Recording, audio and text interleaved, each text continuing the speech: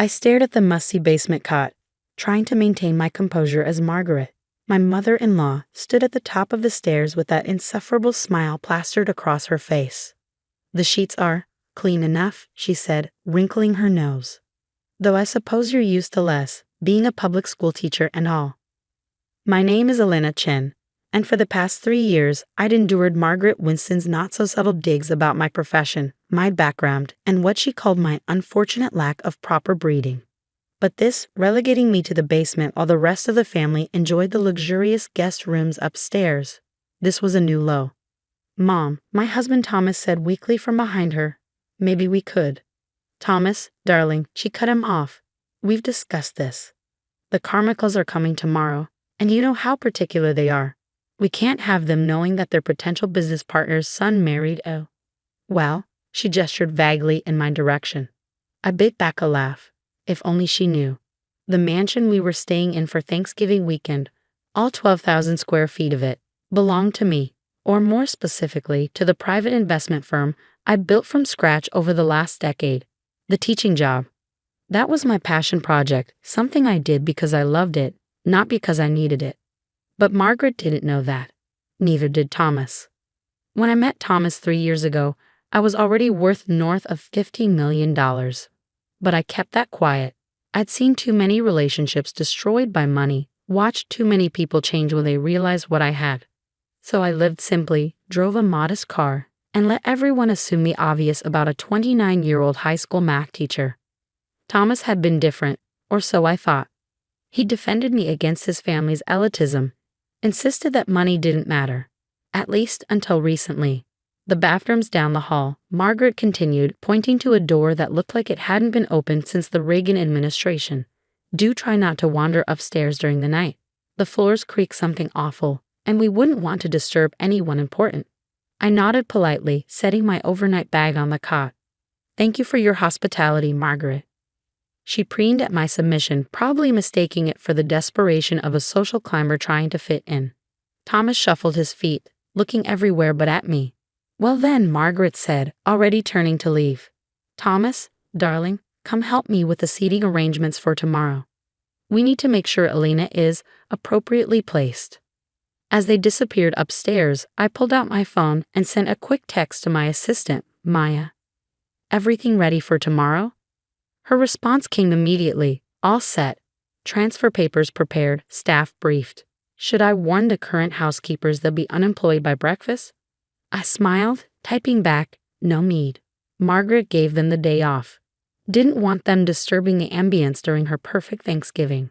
I could almost hear Maya's laugh through her reply. "Their loss. Our team is ready to take over at 7 a.m. sharp. Want me to order champagne for the big reveal?" "Better make it the 82 Krug," I wrote. Margaret considers anything else pedestrian. I put my phone away and sat on the cot, wincing at the springs digging into my thighs. Upstairs, I could hear Margaret's voice carrying through the vents, orchestrating her perfect Thanksgiving dinner, completely unaware that she was about to lose her perfect holiday mansion. The property had come up for sale 3 months ago. The Winston family had been renting it for their social gatherings for years, using it to impress potential business partners and maintain their illusion of old money success. But the truth was, they were hemorrhaging cash. Thomas's father's company was on the verge of collapse, and this mansion was far beyond their means. So when my investment firm had the opportunity to buy it, I couldn't resist. I kept my name off the paperwork, using one of my shell companies instead. Let them have one last holiday here, I thought. One last chance to show their true colors. A floorboard creaked above me, followed by Thomas's voice. "Mom, maybe we should at least bring her dinner." "Don't be ridiculous," Margaret snapped. "She can eat in the kitchen with the help tomorrow." "Really, Thomas, I don't know what's gotten into you lately.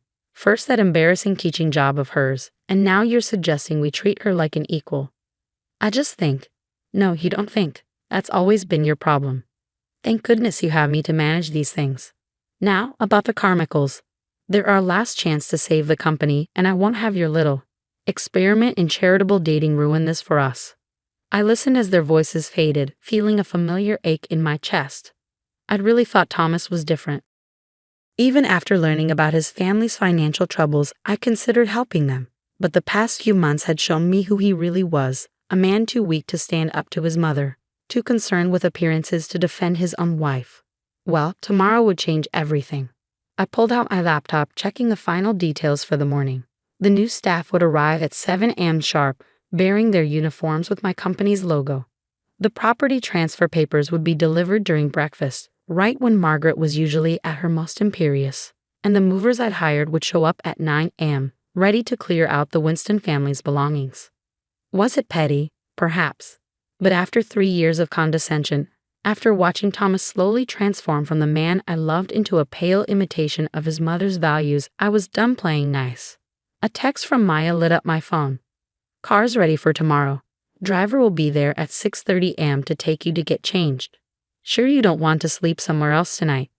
I looked around the basement at the water stains on the ceiling and the mysterious stains on the carpet. "No," I typed back. "I want to remember every detail of this. It'll make tomorrow that much sweeter." As I settled onto the lumpy cot, I could hear Margaret's voice drifting down again, planning tomorrow's festivities in excruciating detail. She had no idea that her perfect Thanksgiving was about to become anything but. I smiled in the darkness, setting my alarm for 6 a.m. In just a few hours, everyone in this house would learn exactly who Elena Chen really was. The basement was silent except for the gentle hum of my alarm at 6 a.m. I woke instantly, years of early morning meetings having trained my body to snap to attention. Upstairs, the house was still quiet. The Winstons weren't early risers, especially not Margaret, who considered anything before 9 a.m. uncivilized. Perfect. I changed quickly into the clothes I'd carefully hidden at the bottom of my overnight bag, a tailored Channel suit in charcoal gray, Louboutin heels, and my grandmother's jade pendant. The transformation from humble teacher to CEO was subtle but unmistakable. The town car was waiting at the end of the long driveway when I slipped out, Maya standing by the door with a coffee in hand. "You look like hell," she said, handing me the cup. "Was the basement that bad?" "Worse," I replied, sliding into the back seat. "But it'll be worth it. Everyone here?" She nodded, checking her tablet. "Security team's in position. New household staff is waiting for my signal, and the property transfer papers are ready for delivery at 8:30 a.m. sharp." We drove to my office, where I showered and finished preparing for the day ahead. By 7:45 a.m., we were heading back to the mansion. Through the car window, I could see the first signs of activity. Margaret's imported Italian coffee maker would be working overtime by now, and the kitchen would be buzzing with last-minute Thanksgiving preparations. "Ready?" Maya asked as we pulled up to the front door. I touched my grandmother's pendant for luck. "Let's do this." The new security team, wearing uniforms with my company's logo, opened the door for us.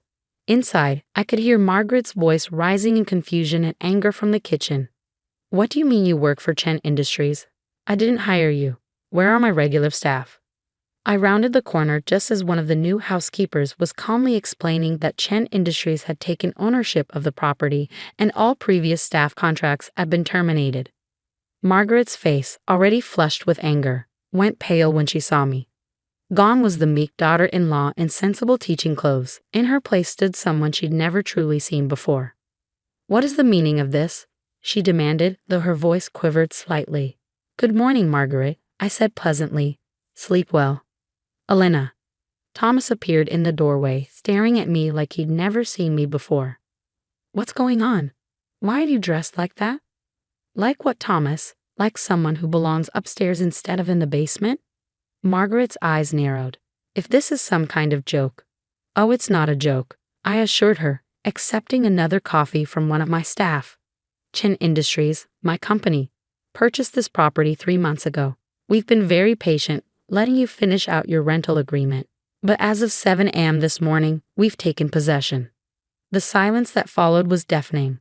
Thomas kept looking between me and his mother, his mouth opening and closing like a fish out of water. Margaret gripped the kitchen counter, her knuckles white.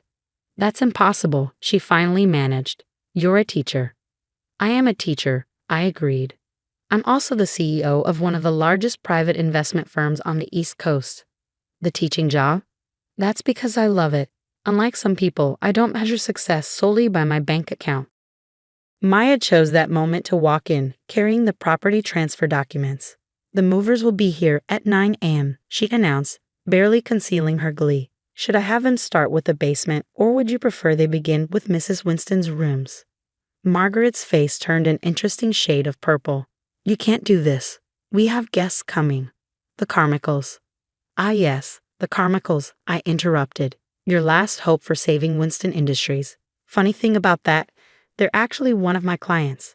Have been for years. In fact, they're the ones who told me this property was coming up for sale. Thomas finally found his voice. Elena, why didn't you tell me? I turned to him, feeling the weight of 3 years of silent compliance lift from my shoulders. Tell you what, Thomas, that your wife, the one you let your mother banish to the basement, could have bought and sold your family's company 10 times over? Would it have made a difference? He flinched and I knew the answer. It wouldn't have changed anything except how they treated me. They would have hidden their true nature better, played nice for the sake of access to my money, just like they were doing with the Carmichaels. The movers will be here soon, I continued, checking my watch. I suggest you start packing. The new owners, meaning me, would like to renovate before the holidays. But where are we supposed to go? Margaret sputtered. What about Thanksgiving? I smiled, remembering all the times she'd made similar dismissive comments about my humble background. I'm sure you'll figure something out. After all, isn't that what you told me last night? About knowing my place? The doorbell rang, right on schedule. Maya went to answer it, returning with a distinguished-looking couple in their 60s. Mr. and Mrs. Carmichael, I greeted them warmly. Thank you for coming early. Margaret's eyes widened in horror as the Carmichaels embraced me like an old friend. Elena dear, Mrs. Carmichael said, we wouldn't miss this for the world. Though I must say, when you told us about your little experiment with teaching, we thought you were mad. Sometimes the best way to understand people is to let them show you who they really are. I replied, watching as Margaret sank into a kitchen chair, her perfect Thanksgiving crumbling around her. The morning was about to get much more interesting. The next hour unfolded like a carefully orchestrated symphony. The movers arrived precisely at 9 a.m., their trucks lining the circular driveway. Margaret watched in horror as they began methodically packing up her precious antiques and family heirlooms, most of which, I knew, were actually rented for these occasions. You can't just throw us out, Thomas protested weakly. This is our holiday home. No, I corrected him, it was your rental property, one that you consistently use to humiliate and degrade others, including your wife. The Carmichaels observed this exchange with barely concealed amusement. They'd known me for years as a shrewd businesswoman, and now they were witnessing firsthand why I asked them to play along with my teacher facade. I must say, Mr. Carmichael commented, accepting a mimosa from one of my staff.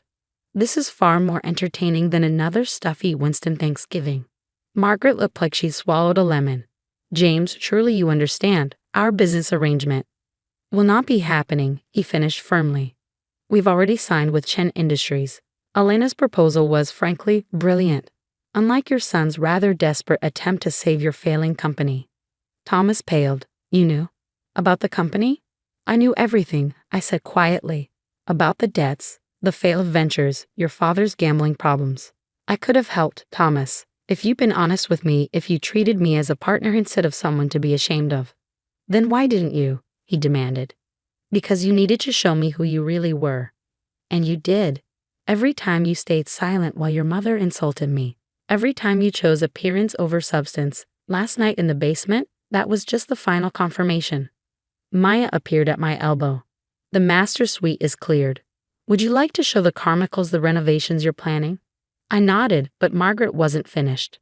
This is ridiculous. Thomas, are you going to let her treat your family this way?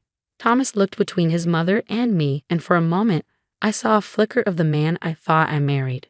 But then it vanished, replaced by the same weak-willed compliance I'd grown to despise. You're right, Mother, he said. Elena, you need to stop this, whatever point you're trying to make. I held up my hand. The only point I'm making is that actions have consequences. You chose your mother's approval over your wife's dignity.